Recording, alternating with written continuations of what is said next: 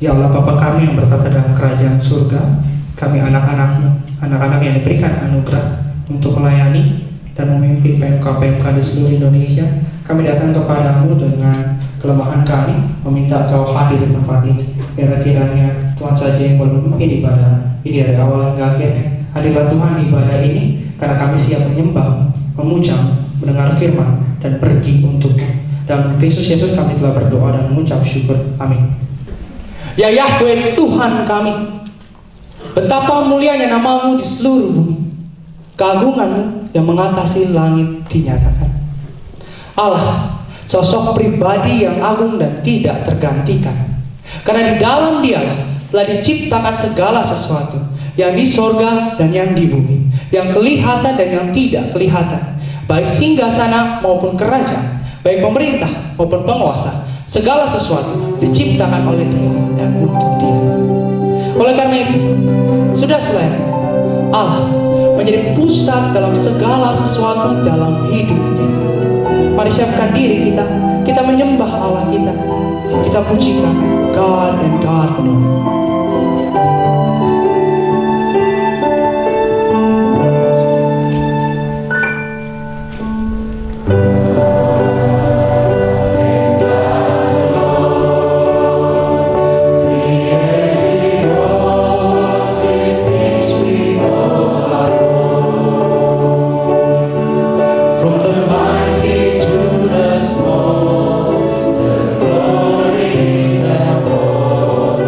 Stop.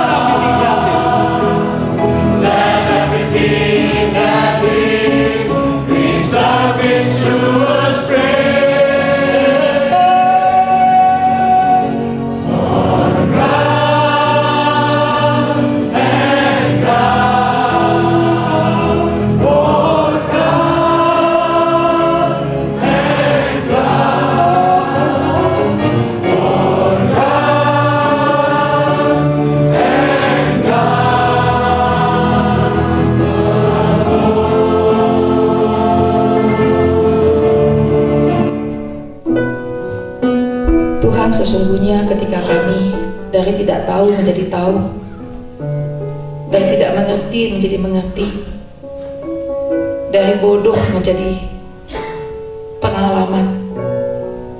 Tuhan, sesungguhnya itu hanyalah karena Engkau. Engkau saja dan Engkau saja. Dan Tuhan, sesungguhnya hanya Engkau dan Engkau saja yang berdaulat di dalam hidup, di dalam pelayanan, dalam seluruh apa yang terjadi di muka bumi ini ya Tuhan. Sehingga yang terbaik dan yang terburuk dari manusia ataupun situasi tidak bisa menggagalkan rencanamu yang agung dan mulia. Tuhan, kami menyembah Engkau, Tuhan dan Allah, pencipta langit dan bumi, Allah yang menjadi tujuan hidup kami, Allah yang menjadi kehausan jiwa kami yang terdalam. Tetapi Tuhan, kami sadar kami seringkali gagal. Bukan Tuhan, tetapi diri kami yang menjadi pusat. Ampuni kebodohan kami ya Tuhan.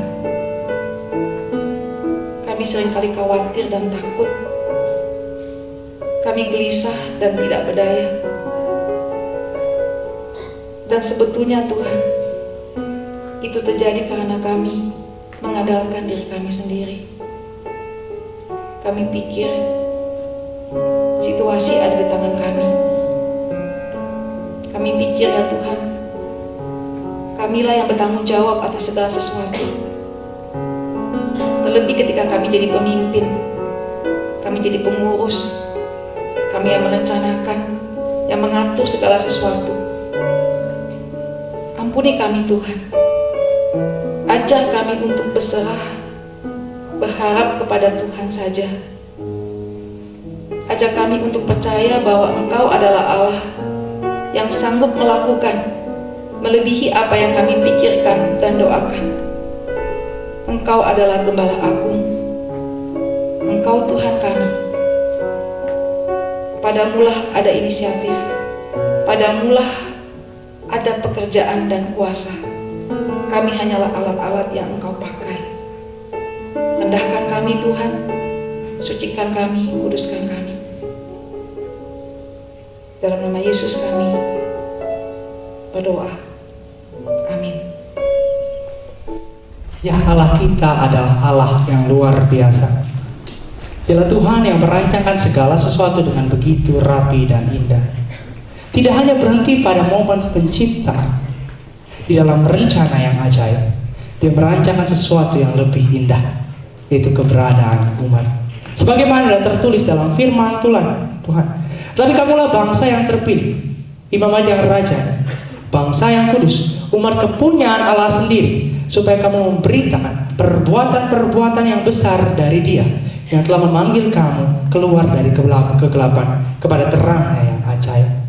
Kitalah umat itu, umat yang di dalam anugerah Allah telah ditebus, dikuduskan, dan dipanggil bagi kemuliaan Allah untuk memberitakan perbuatan yang besar. Karena itu, mari meminta Tuhan memampukan setiap kita untuk terus memberitakan kebesaran Tuhan dalam hidup kita melalui PMK di seluruh Indonesia.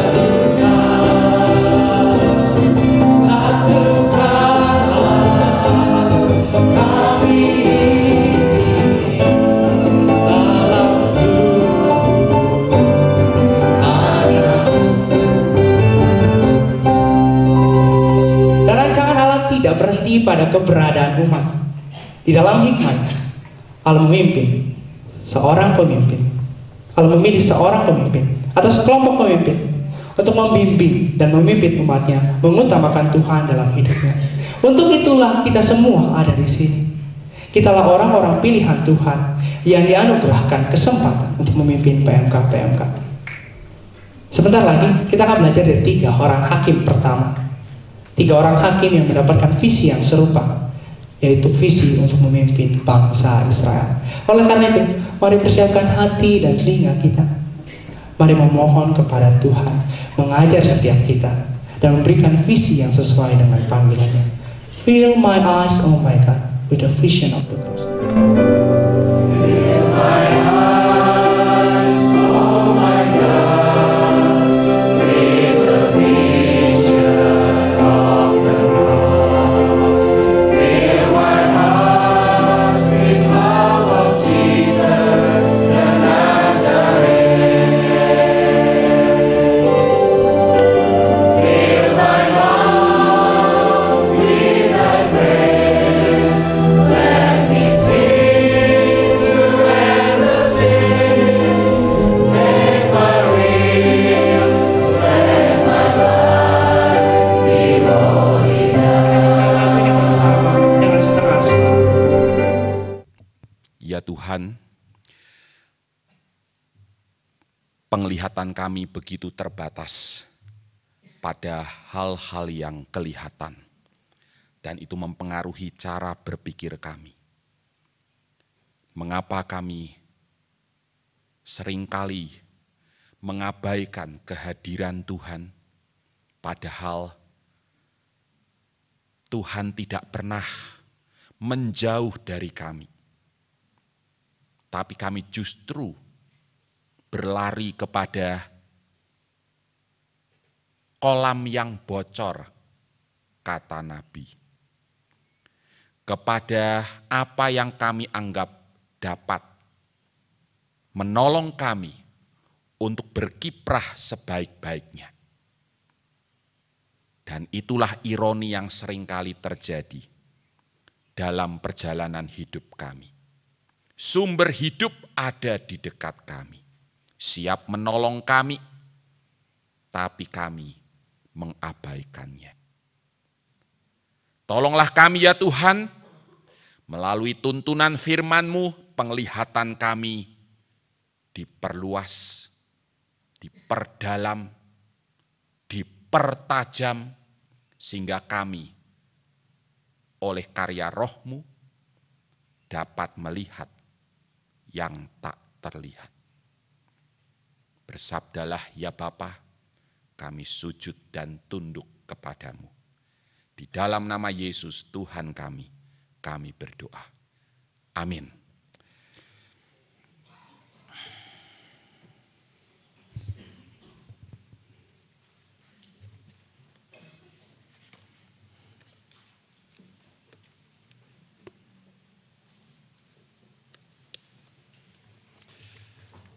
Selamat pagi semuanya.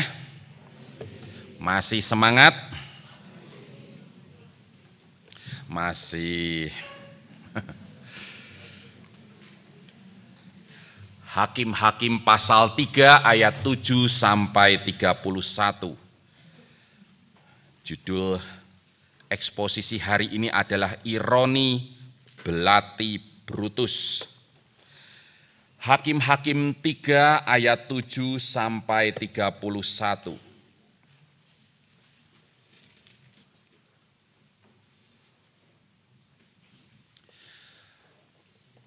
Mari kita baca secara bergantian. Kali ini yang laki-laki bersama saya, kita akan mengalah kepada yang perempuan. Ladies first. Yang perempuan dulu, mulai dari ayat 7. Laki-laki menyusul. Silakan, 1, 2, ya. Israel melakukan apa yang dinyatakan di mata Tuhan. Mereka melupakan Tuhan Allah mereka dan beribadah kepada Allah dan Lalu bangkitlah murka Tuhan terhadap orang Israel, sehingga ia menjual mereka kepada Kusyan Rishyataim, Raja Aram Mesopotamia, dan orang Israel menjadi takluk kepada Kusyan Rishyataim 8 tahun lamanya. Lalu berserulah orang Israel kepada Tuhan, maka Tuhan membangkitkan seorang penyelamat bagi orang Israel, yakni Otniel, anak Kenas dari Kaleb. Roh Tuhan menghinggapi dia dan ia menghakimi orang Israel. Ia maju berperang, lalu Tuhan menyerahkan Kusyan Rishyataim, Raja Aram ke dalam tangannya, sehingga ia mengalahkan Kusyan Rishyataim. Lalu amanah negeri itu 40 tahun lamanya, kemudian matilah Otniel, anak Kenas. Tetapi orang Israel melakukan pula apa yang jahat di mata Tuhan, lalu Eglon Raja Moab diberi Tuhan kuasa atas orang Israel, oleh sebab mereka telah melakukan apa yang jahat di mata Tuhan. Raja ini mengajak Bani Amon dan Bani Amalek menjadi sekutunya, lalu menjual ia dan membunuh orang Israel kalah. Telah pohon-pohonan diduduki mereka. 18 tahun lamanya orang Israel menjadi takluk kepada Eglon Raja Moab.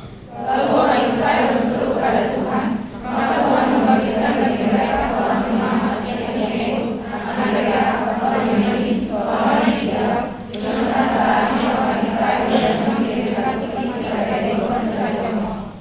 Dan Ehud membuat pedang yang bermata dua, yang panjangnya hampir sehasta, disandangnya lah itu di bawah pakaiannya pada pangkal paha kanannya. Kemudian ia menyampaikan putih pada Eglon Raja Moab. Adapun Eglon itu seorang yang sangat tinggi.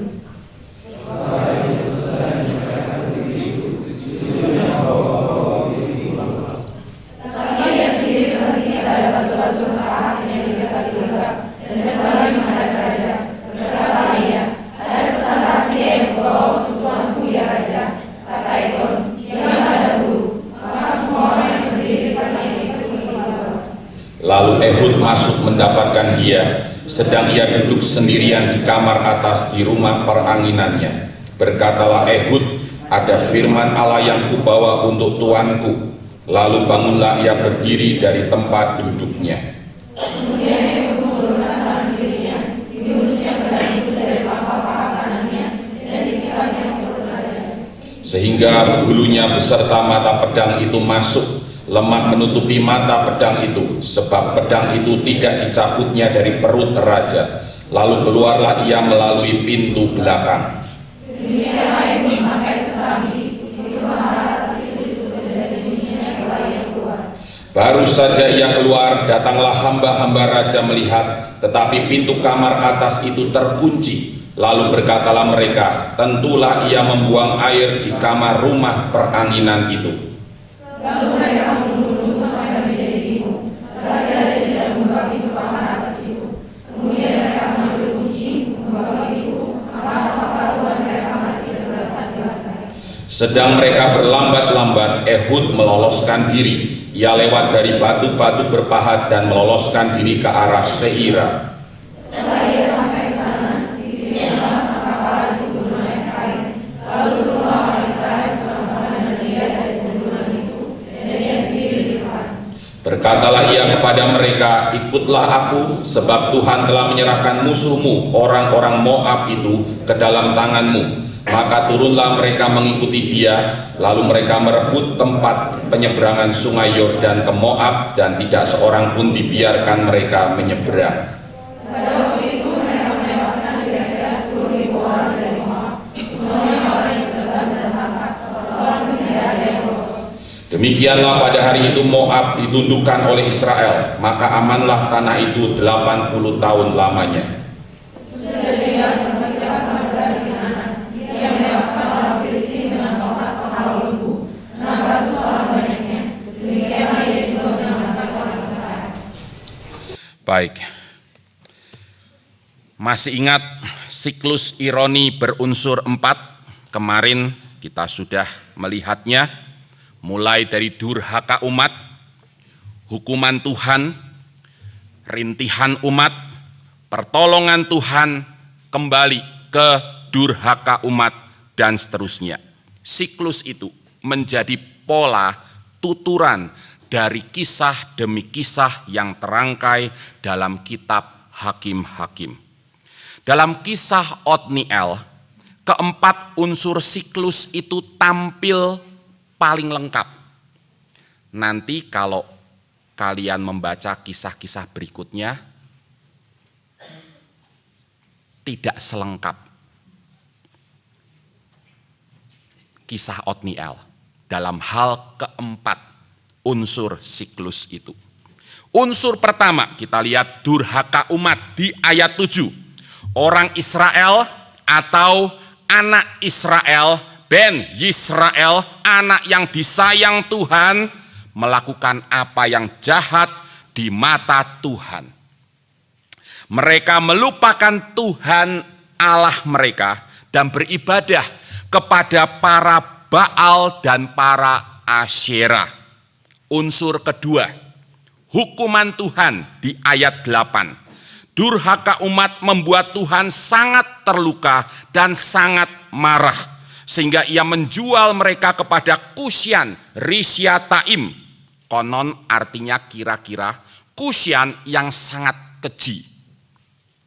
Doubly wicked, Kusyan yang sangat keji. Raja Aram Mesopotamia dan orang Israel menjadi takluk kepada Kusyan yang sangat keji itu 8 tahun lamanya. Unsur ketiga, rintihan umat di ayat 9a. Lalu berserulah orang Israel kepada Tuhan. Dan unsur keempat, pertolongan Tuhan di ayat 9 akhir sampai 11. Maka Tuhan membangkitkan seorang penyelamat bagi orang Israel, yakni Otniel, anak Kenas adik Kaleb. Roh Tuhan menghinggapi dia dan ia menghakimi atau memimpin. Kata Ibrani syafat itu bisa diterjemahkan menghakimi, tapi juga bisa diterjemahkan memimpin. Orang Israel, ia maju berperang, lalu Tuhan menyerahkan Kusyan Rishyataim, Raja Aram ke dalam tangannya, sehingga ia mengalahkan Kusyan Rishyataim. Lalu amanlah negeri itu 40 tahun lamanya. Kemudian matilah Otniel, anak Kenas. Bukan saja keempat unsur siklus ada dan menyusun kisah Otniel, tapi juga aspek-aspeknya seperti dilukiskan di bagian sebelumnya. Di antaranya yang terpenting adalah kehadiran Roh Tuhan atas hakim atau pemimpin yang dibangkitkan Tuhan. Karena itu kisah Otniel yang paling lengkap ini, baik menyangkut keempat unsur siklus maupun aspek-aspeknya ini, menjadi model bagi kisah-kisah selanjutnya. Penekanan dari masing-masing kisah selanjutnya terletak pada segala hal yang berbeda atau menyimpang dari model kisah Otniel ini. Itu cara kalian nanti menafsirkan kisah-kisah selanjutnya. Cari bedanya apa dengan kisah Otniel. Di situ letak keunikan pesannya. Jika demikian, apakah siklus ironi berunsur 4 ini menjadi semacam kutuk atau laknat atas umat manusia? Bahwa perjalanan hidup umat manusia niscaya bergulir menurut siklus itu. Durhaka umat, hukuman Tuhan, rintihan umat, pertolongan Tuhan, kembali durhaka umat, seterusnya. Apakah perjalanan hidup umat manusia tidak bisa menyimpang dari siklus itu? Ya. Namun siklus itu bukanlah laknat, melainkan rahmat. Kalau tidak ada unsur hukuman Tuhan yang bersifat mempertobatkan, bukan mencelakakan, dan kalau tidak ada unsur pertolongan Tuhan yang menyelamatkan, baru siklus itu layak disebut laknat. Jika umat Tuhan bolak-balik mendurhaka, namun bolak-balik juga diselamatkan oleh Tuhan, maka itu namanya bukan laknat, tetapi rahmat. Bukan rahmat untuk disalahgunakan. Kalau begitu, ya durhaka lagi saja terus. Nanti toh diselamatkan juga. 1000 kali durhaka, 1000 kali diselamatkan. Terpujilah nama Tuhan. Tidak, itu namanya memilih laknat, bukan rahmat. Orang yang memilih rahmat, menghargai rahmat itu sebagai kesempatan untuk berbenah diri, bukan merusak diri. Orang yang merusak diri atas nama rahmat Tuhan, dia sesungguhnya tidak memilih rahmat, tapi memilih laknat. Orang seperti itu tidak ada tempat dalam kerajaan surga. Siklus itu mengandung ironi. Durhaka umat, hukuman Tuhan, ironi. Ya, namun siklus itu juga mengandung rahmat. Rintihan umat yang didengar oleh Tuhan. Pertolongan Tuhan yang menyelamatkan umat yang bolak-balik mendurhaka. Itu rahmat. Rahmat mengatasi ironi. Sehingga ironi menjadi berarti. Orang yang memilih rahmat, niscaya menghargai rahmat sebagai kesempatan untuk menjadikan hidupnya yang penuh ironi itu menjadi penuh arti. Itu pelajaran yang sangat berharga dari kitab Hakim-Hakim. Saya teringat kepada apa yang dikatakan Ibu Dorothy Irene Marx, salah satu tokoh legendaris, legenda hidup di lingkungan perkantas, khususnya perkantas Jawa Barat karena dia yang merintis PMK Open House. Tentang kelakuan para pejabat negeri ini, Ibu Marx pernah berkata, kelakuan banyak oknum pejabat telah mencoreng citra pejabat negeri di mata masyarakat.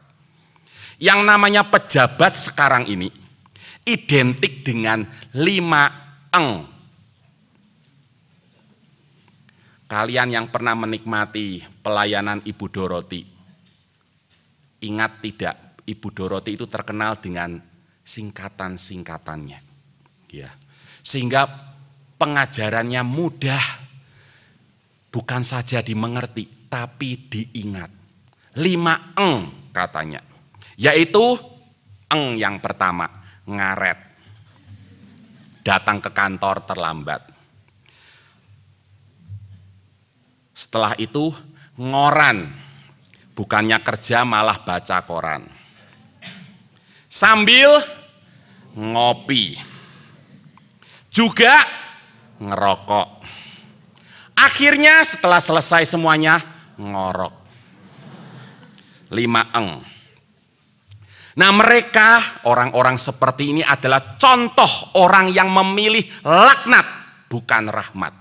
Karena mereka menyalahgunakan rahmat menjadi pejabat negeri itu untuk merusak diri sendiri dan merusak bangsa ini.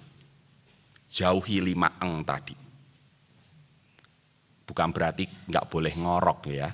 Kita bicara konteks tanggung jawab. Konteks bekerja. Ironis. Namun ketika saya mendengar tuturan Ibu Dorothy itu, seketika saya terhenyak. Mengapa? Karena saya segera menyadari bahwa kelakuan banyak pendeta, banyak pejabat gereja, juga setali 3 uang dengan kelakuan banyak para pejabat negeri ini. Banyak pendeta juga ngaret. Terpampang di depan kantornya tulisan jam konseling pukul 9 sampai 12. Ada jemaat yang datang pukul 9.30. Si pendeta belum datang. Kata sekretaris gereja, beliau sedang makan pagi. Si jemaat pulang dan datang lagi pukul 10.30. Si pendeta juga tidak ada. Katanya, beliau sedang keluar sebentar. Ada urusan penting. Maklum, namanya pendeta banyak urusan. Si jemaat datang lagi pukul 11.30. Jam konselingnya tadi sampai jam 12. Si pendeta masih belum ada. Kemana pendeta? Sekretaris gereja berkata, beliau sudah pulang. Grrr. Tidak sedikit juga pendeta yang kerjanya ngoran sambil ngopi, yang ini saya juga suka. Ngerokok, tentunya sembunyi-sembunyi. Yang ini sekarang saya tidak suka. Lalu ngorok. Karena itu sebagai seorang pendeta, pejabat gereja, izinkan saya berbagi panggilan kepemimpinan dengan saudara-saudara para pemimpin PMK. Saya berusaha menghidupi 5 eng yang lain sebagai gaya hidup tandingan, sebagai wujud menghargai rahmat dan tidak memilih laknat, yaitu nggali Alkitab.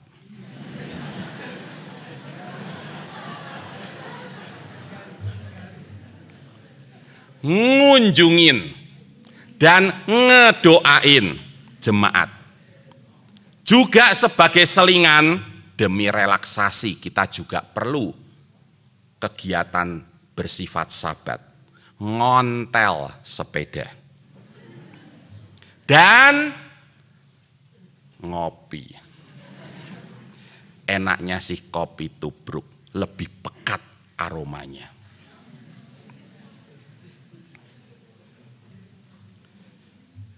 Sebagai koordinator PMK, pejabat PMK, saudara juga harus kreatif menciptakan dan membudayakan gaya hidup tandingan sebagai wujud saudara menghargai rahmat, tidak memilih laknat. Konkretnya, yuk kita bikin 5 eng yang lain lagi.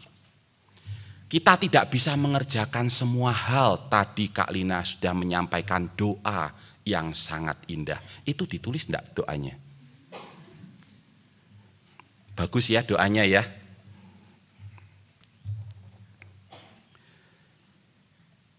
Kita tidak bisa mengerjakan semua hal. Kita bukan superhero. Kita harus memilih beberapa hal yang menjadi prioritas. Misalnya, kembali berbagi pengalaman, dulu sebagai koordinator Badan Koordinasi Pusat BKP di Trisakti, pejabat PMK.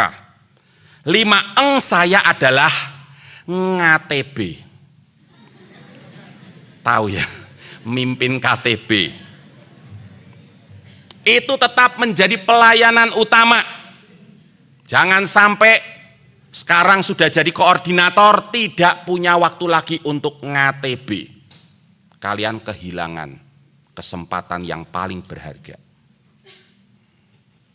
Kalau kalian menyingkirkan itu sebagai prioritas. Ngoordinir kerjasama dan kesatuan gerak PMK-PMK di Trisakti atau pengurus PMK kita. Ngunjungin dan ngedoain pengurus-pengurus PMK. Banyak pergumulan mereka. Kita tidak bisa melayani semuanya. Prioritas melayani para pengurus PMK supaya mereka bisa melayani adik-adik mereka. Ya.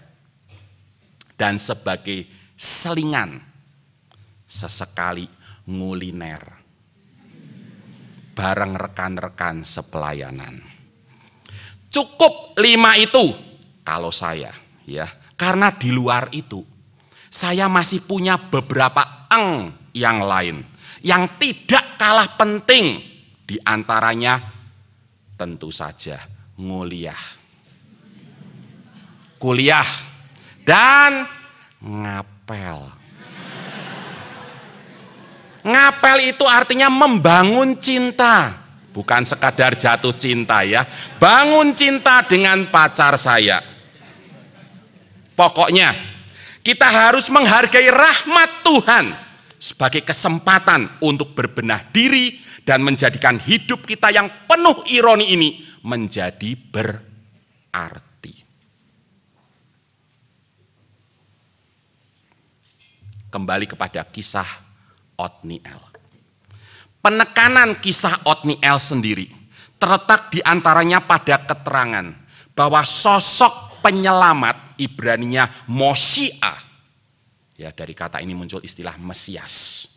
Moshiach, penyelamat yang dibangkitkan Tuhan ini adalah anak Kenas, adik Kaleb. Perhatikan ayat 9. Anak Kenas, adik Kaleb. Dalam budaya masyarakat yang mengunggulkan kesulungan, istilah kerennya primogeniture, kesulungan, ya ini istilah etnologi. Munculnya seorang keturunan dari saudara yang lebih muda, adik Kaleb, tidak terkenal. Yang terkenal dan dijagokan adalah Kaleb, ya. Munculnya seorang keturunan dari saudara yang lebih muda sebagai pemimpin umat tidaklah lazim. Mengapa?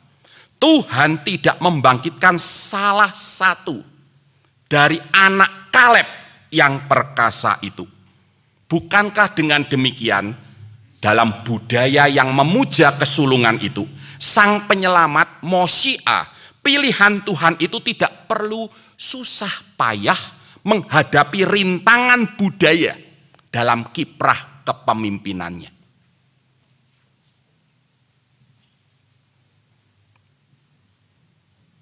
Seorang sahabat sesama pendeta berasal dari suku Jawa,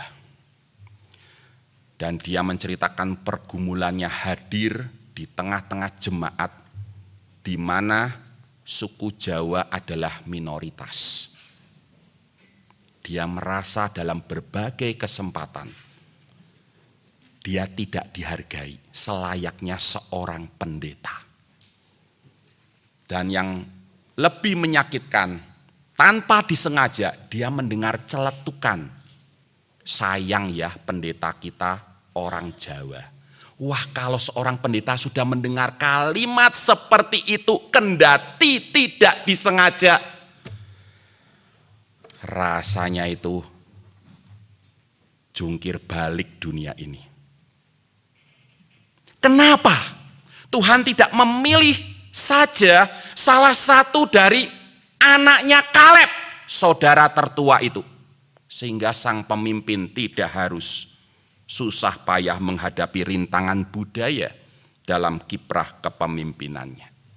Jawaban saya, tampaknya kisah Otniel ini mau mengajarkan bahwa justru pada pilihan yang tidak lazim, yang menyimpang dari budaya yang mengunggulkan kesulungan itulah terletak kejeniusan atau kecemerlangan, kebrilianan karya Allah di tengah-tengah umat manusia. Bukan sekadar ingin menyelamatkan mereka dari tangan penindas Kusyan Rishyataim yang sangat keji itu, dengan memilih sosok yang diremehkan, bukan yang diunggulkan untuk menyelamatkan umatnya. Allah juga ingin menyatakan bahwa penyelamat Moshiach, Mesias yang sejati adalah Allah sendiri, bukan manusia. Ada permainan kata yang cantik di sini. Kata Moshiach, penyelamat, itu berasal dari kata Yasya, menyelamatkan. Kata Moshiach dan Yasya ini mengingatkan kita pembaca kitab Hakim-Hakim kepada sosok Yosua, pemimpin generasi sebelumnya.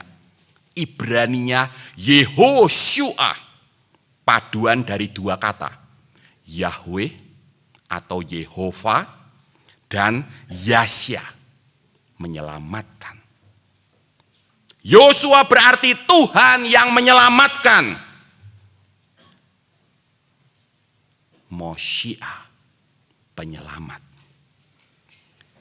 Jika melalui namanya Yosua dipilih Tuhan untuk menyatakan bahwa Tuhanlah penyelamat sejati umatnya, karena Yosua berarti apa? Tuhan yang menyelamatkan.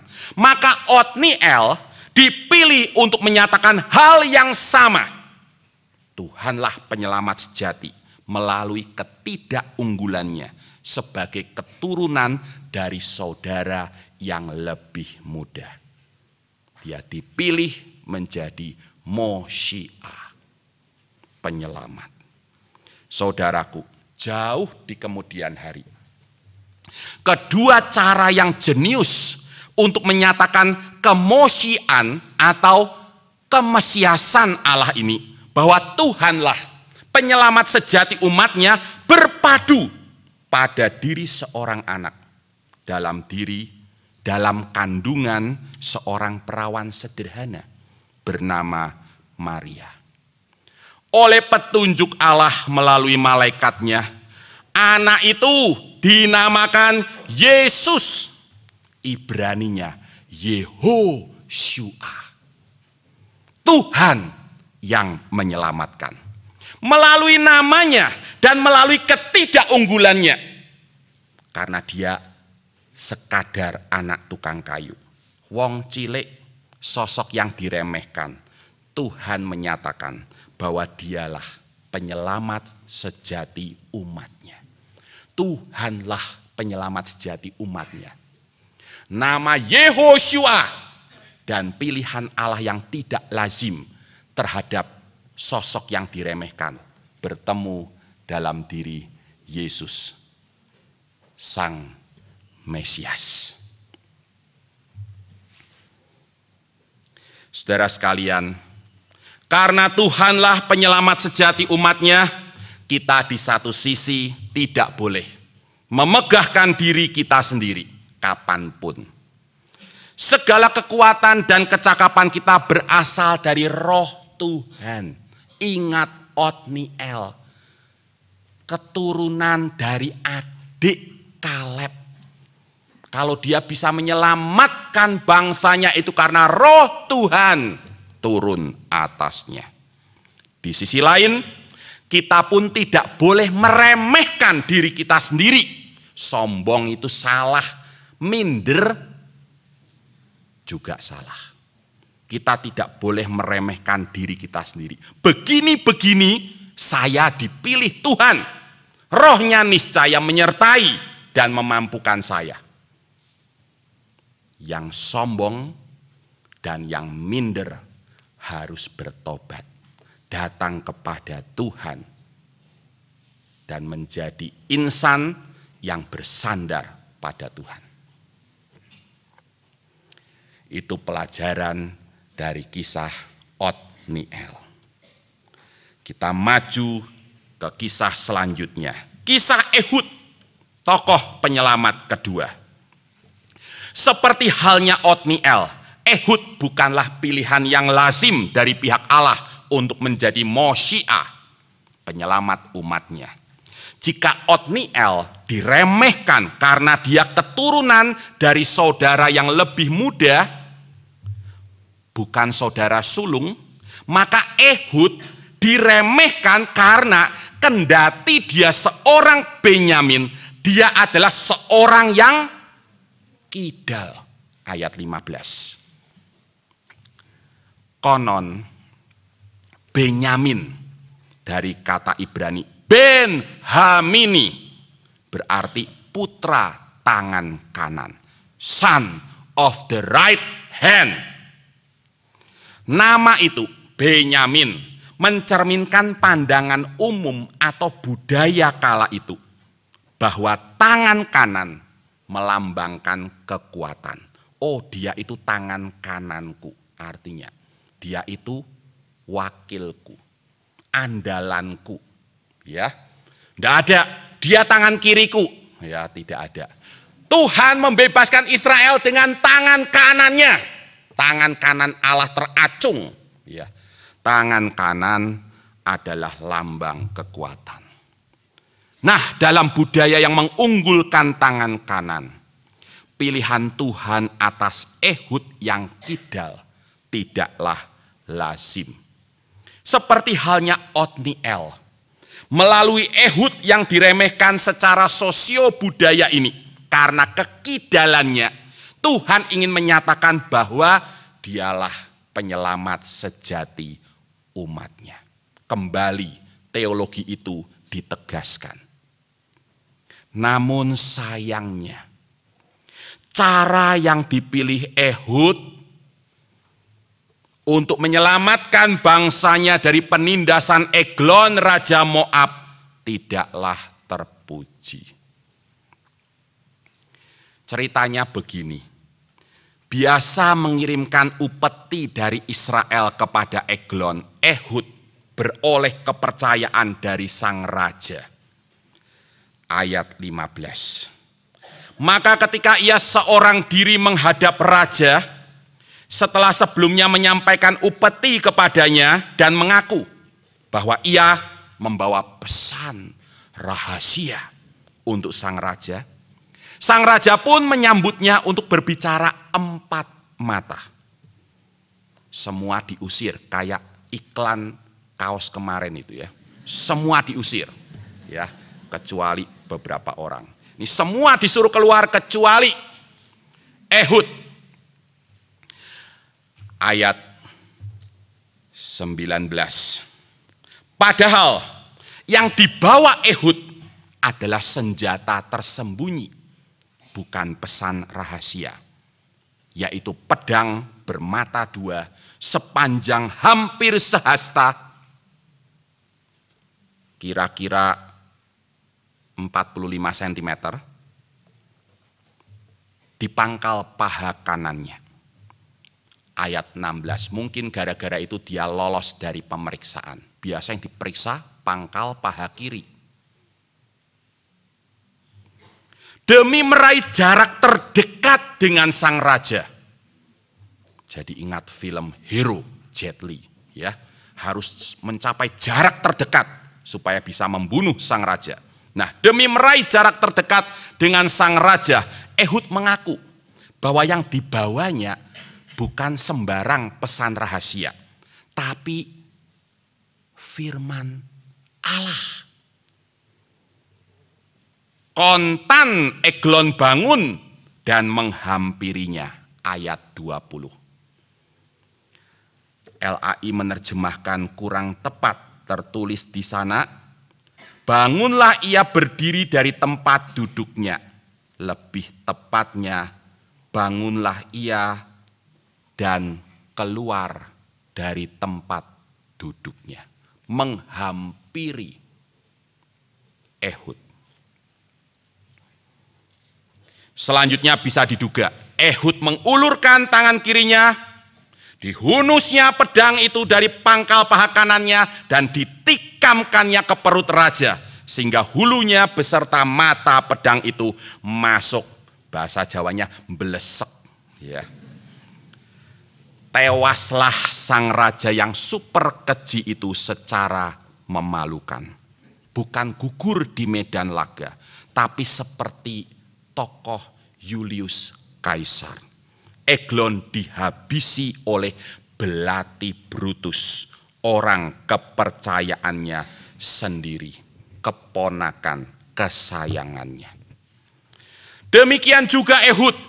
Perbuatannya tidak menjadikannya Moshiah, penyelamat yang terhormat seperti yang diharapkan Allah, tapi pengkhianat yang terhina. Ironi ini ditunjukkan oleh kisah Ehud dengan absennya kehadiran Roh Tuhan. Saya sudah kemukakan tadi ya, cara menafsir kisah-kisah dalam kitab Hakim-Hakim adalah membandingkan kisah-kisah itu dengan model kisah Otniel. Segala penyimpangan yang ada, disitulah kita akan jumpai keunikan pesannya. absennya kehadiran Roh Tuhan tidak seperti dalam kisah Otniel. Kendati Ehud berhasil menyingkirkan sang penindas, bahkan dia berhasil menyemangati pasukan Israel demi nama Tuhan. Perhatikan di ayat 28, ikutlah aku, kata Ehud. Sebab Tuhan telah menyerahkan musuhmu, orang-orang Moab itu ke dalam tanganmu. Wah, nama Tuhan dipakai untuk menyemangati pasukannya. Toh Roh Tuhan tidak ada padanya. Bahkan jika kepahlawanan Ehud itu kemudian menginspirasi tokoh ketiga kita, Samgar bin Anat, untuk turut berperang. Wah, orang yang kidal saja bisa sehebat itu. Maka dia gembala sapi, pakai tongkatnya. Dia turun ke medan laga, menewaskan orang Filistin dengan tongkat penghalau lembu. 600 orang tewas di tangannya. Tetap saja Tuhan diam 1000 bahasa. Semua aksi mereka semata-mata aksi manusia. Bagi Ehud, hasil gol adalah segala-galanya. Karena itu demi hasil yang paling menguntungkan, segala cara yang terhina sekalipun, mengkhianati kepercayaan sekalipun, sah-sah saja. Itu jalan yang ditempuh Ehud. Kisah Ehud mengajarkan bahwa pilihan Allah atas seseorang untuk memimpin umatnya tidak otomatis berarti penyertaan Tuhan selalu berlaku atas orang pilihan itu. Saudaraku, ingat ini. Pilihan Allah atas kamu dan aku tidak berarti otomatis Roh Tuhan selalu menyertai kita. Tidak otomatis. Jika kita memilih untuk menempuh jalan kita sendiri, Roh Tuhan tidak ada pada kita. Tuhan mengizinkan Ehud mengalahkan Moab karena Tuhan mengasihi umatnya yang tertindas. Namun Tuhan tidak ikut berperang. Mengapa? Karena Tuhan menghendaki integritas. Hasil yang baik, yaitu menduduki negeri, harus dicapai dengan cara yang benar, yaitu menaati sabdanya. Itu pesan kitab Hakim-Hakim. Ya, hasil yang baik, menduduki negeri, dan itu dijamin oleh Tuhan sendiri. Harus dicapai dengan cara yang benar. Bukankah aku telah mengikat perjanjian denganmu, hai Israel? Taatilah itu. Negeri akan kuberikan. Karena itu, Tuhan selalu mewanti-wanti umatnya agar setia teguh kepada perjanjian di antara mereka. Ketaatan kepada kehendak Tuhan niscaya mendatangkan berkat. Sebaliknya, kutuk. Saudaraku, hasil yang baik itu penting, jangan meremehkan hasil. Namun lebih penting prosesnya. Integritas adalah yang terpenting. Pengalaman, wawasan, kecakapan, dan hasil yang baik niscaya mengikuti. Dan melalui itulah integritas awalnya. Pengalaman, wawasan, kecakapan, hasil yang baik. Melalui skenario inilah watak dan kemuliaan Allah dinyatakan. Baru kalau kita menempuh skenario ini, kita layak berkata demi kemuliaan nama Tuhan. Dalam konteks kehidupan mahasiswa, salah satu contoh halalisasi segala cara demi hasil yang baik, yaitu meraih gelar sarjana. Hasil yang baiknya meraih gelar sarjana adalah right to copy.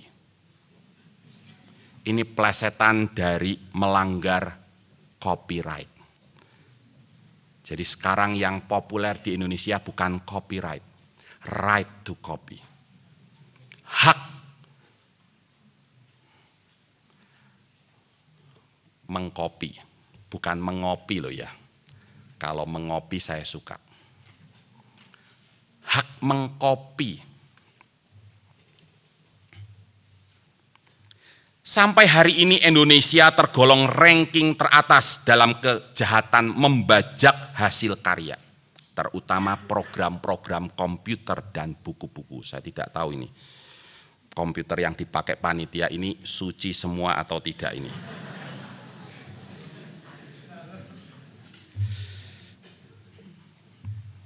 Dan buku-buku melawan budaya right to copy itu. Apa yang bisa kita lakukan?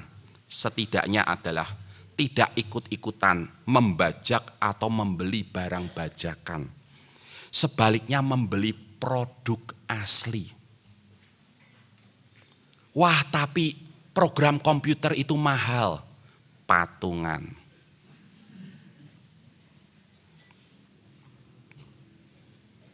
Tapi ada program-program yang harus saya miliki karena tuntutan perkuliahan dan saya belum sanggup membelinya.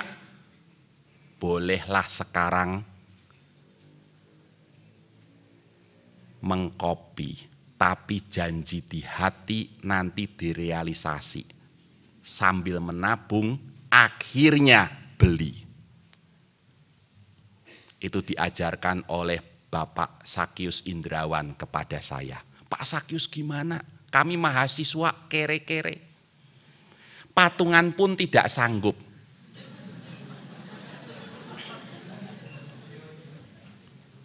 Nasihatnya itu. Baik, sekarang kalian sementara mengkopi, tapi janji di hati sambil nabung sepenuh hati. Nanti direalisasi untuk membeli.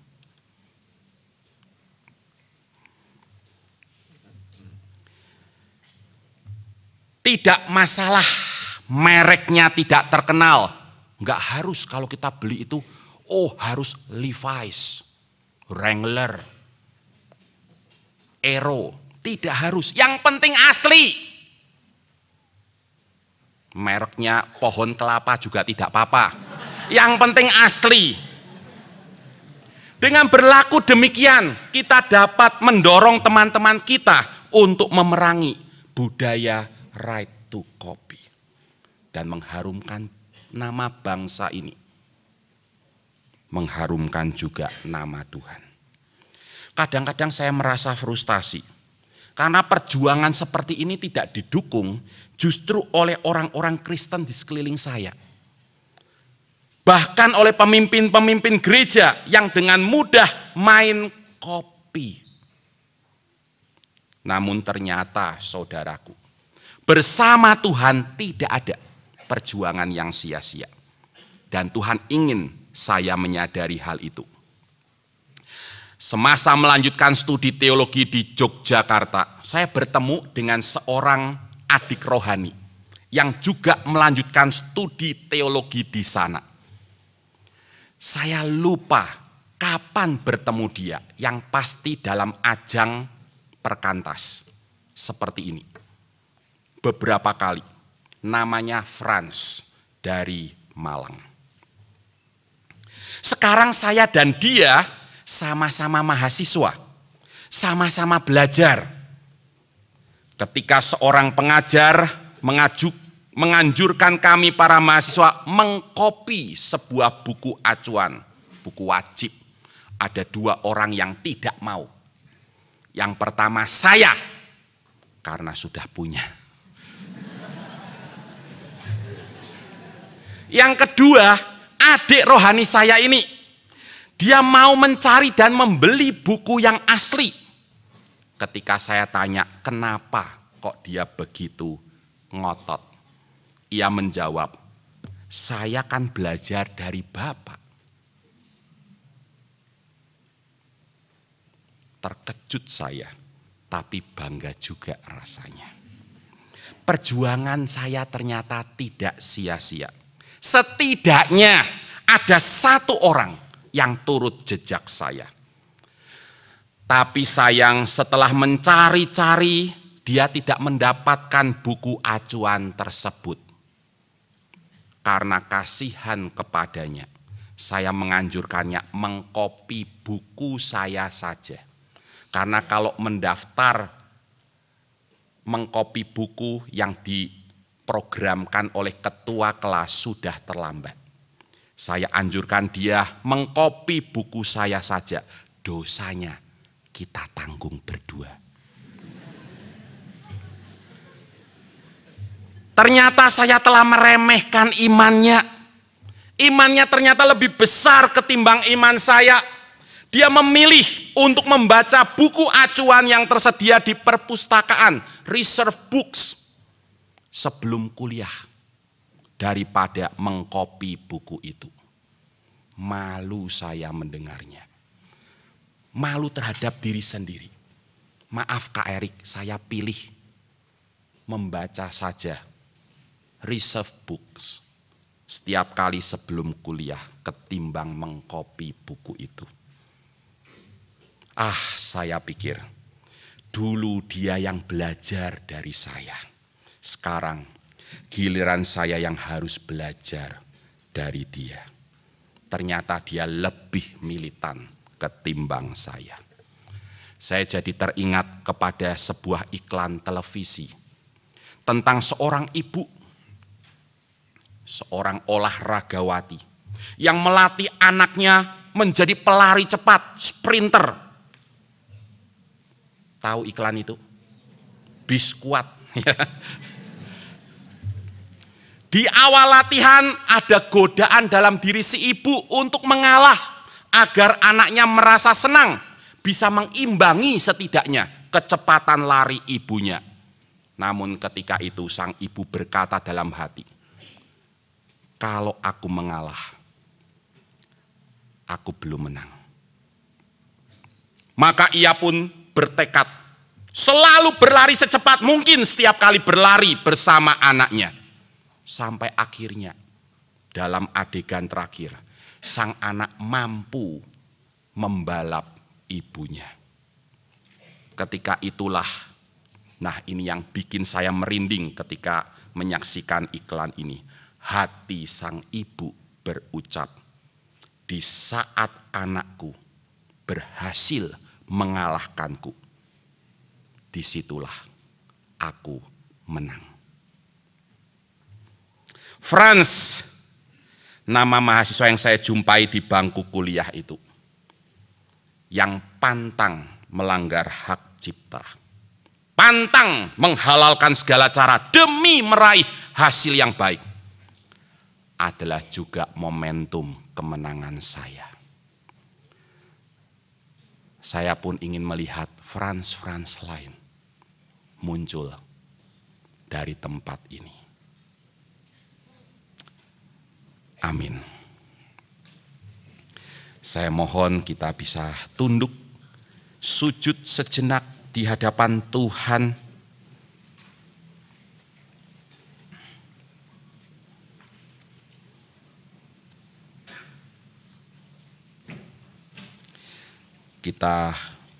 Saya mohon pemusik bisa menolong. Kita nyanyikan lagu nomor 30. Masa mudaku ini ku serahkan buat Tuhan.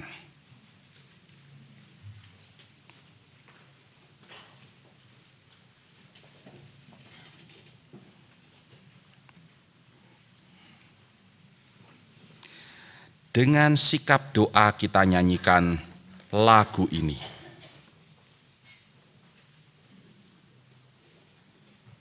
Saudaraku, hasil yang baik bukanlah segala-galanya. Hasil yang baik itu penting, tapi Tuhan mau kita meraihnya dengan cara yang benar. Roh Tuhan akan turun, atas mereka yang mengejar hasil yang baik dengan cara yang benar. Mari kita persembahkan masa muda kita sampai akhir hidup kita untuk melayani Tuhan, bukan melayani hasil. Integritas adalah yang terpenting.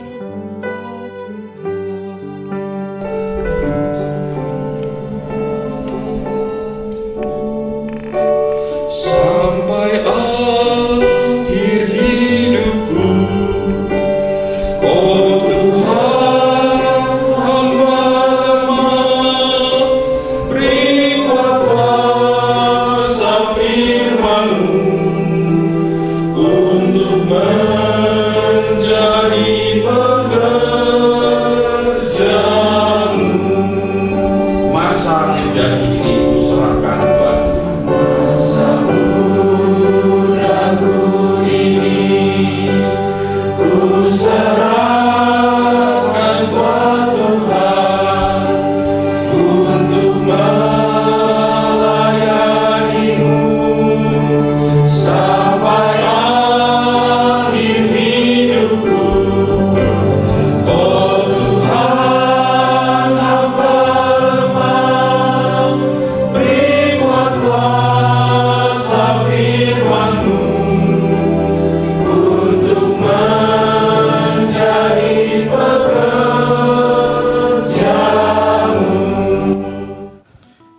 Ya Allah Bapa di sorga, kami sangat bersyukur atas firman-Mu yang begitu indah dan penting bagi kehidupan kami ini ya Bapa. Terima kasih ya Tuhan atas isi hati-Mu yang telah menegur kami ya Bapa dan mengingatkan kami untuk kami bekerja dengan mengharapkan hasil yang terbaik dan juga dengan cara yang baik sesuai dengan yang Tuhan mau. Kami sungguh mohon ampun ya Bapak kalau dalam banyak kesempatan dalam kami mengerjakan pelayanan kami masih menggunakan cara-cara kami masih menggunakan cara-cara yang dunia ini sering lakukan ya Bapak. Kami sadar ya Bapak tidak mudah itu, tetapi kami diingatkan bahwa Tuhan mau kami untuk mengerjakan dengan cara yang terbaik, karena itulah juga yang menjadi jalan di mana Roh Tuhan bisa bekerja dengan seluas-luasnya pada setiap kami yang belajar untuk setia kepadamu ya Bapa. Terima kasih ya Tuhan atas semua yang boleh kami dengar pada pagi hari ini, pengajaran yang begitu penting bagi kami. Terima kasih juga atas hamba-Mu, Kak Erik yang sudah menyampaikannya pada pagi hari ini. Terima kasih Bapa, kami sungguh mau menyerahkan setiap kami terus mohon kekuatan daripada-Mu untuk bisa belajar lebih berintegritas lagi. Dalam nama Tuhan Yesus kami sungguh berdoa dan bersyukur. Amin. Terima kasih kepada Bapak Pendeta Erik Sudarma yang telah menyampaikan firman Tuhan. Teman-teman, di dalam rahmat-Nya, Allah tidak pernah membiarkan umat-Nya berada di dalam cengkraman iblis. Untuk itulah Dia memanggil setiap kita untuk pergi dan mengerjakan panggilan yang Dia berikan, merebut jiwa-jiwa bagi Tuhan. Mungkin sekarang kita berpikir, Tuhan, aku tidak layak, aku tidak mampu, ini terlalu sulit bagiku untuk aku lakukan. Namun Rasul Paulus, Rasul yang menganggap dirinya paling hina di antara semua rasul, memberikan kesaksian kepada kita. Tetapi karena kasih karunia Allah, aku adalah sebagaimana aku ada sekarang. Dan kasih karunia yang diberikan kepadaku tidak sia-sia. Sebaliknya aku telah bekerja lebih keras daripada mereka. Tetapi bukan aku, melainkan kasih karunia Allah yang menyertai aku. Allah yang memanggil, Dia hanya meminta kita taat. Dan Dia juga akan menguatkan kita, Dia juga akan memampukan kita.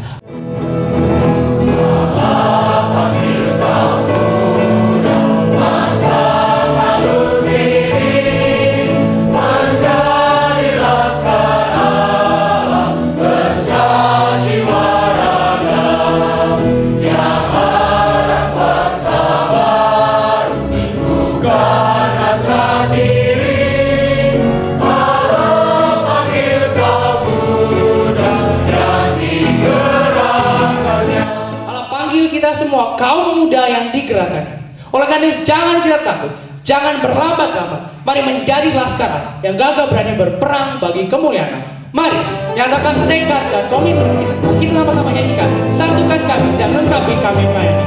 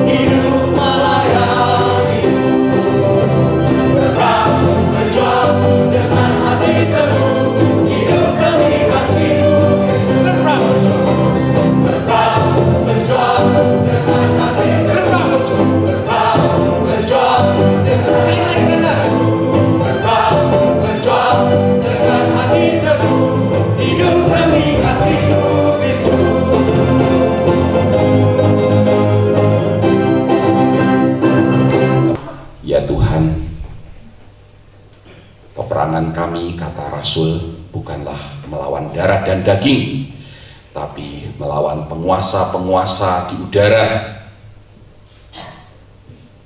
melawan segala macam dan bentuk kebatilan, baik di luar kami maupun yang terutama di dalam diri kami sendiri, demi meraih hasil yang baik.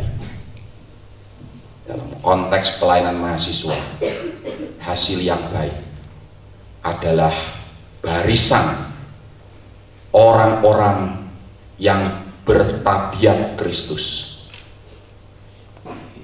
sebagai warisan bagi generasi-generasi selanjutnya, seperti Yesus mewariskan kepada dunia ini laskar muridnya untuk memberitakan Injil sampai ke ujung bumi dan sampai ke ujung waktu. Dan untuk itu kami harus berjuang, terutama berjuang melawan kedagingan kami yang cenderung menghalalkan segala cara, yang cenderung meremehkan rahmat Tuhan, yang malas untuk segera berbenah diri, yang malas untuk membuat hidup ini menjadi berarti. Tolonglah kami Tuhan berjuang mulai hari ini. Dan kami bersyukur untuk sesi eksposisi pagi ini. Kiranya gelora semangat yang Tuhan bangkitkan di hati kami pagi ini terus menyala-nyala di sepanjang retreat bahkan hidup kami. Berkati acara-acara selanjutnya, berkati snack yang akan kami nikmati sehingga menyegarkan kami. Terima kasih ya Bapa, di dalam nama Yesus Sang Moshiach, Juru Selamat, Penyelamat yang sejati, Yehoshua, Anak tukang kayu,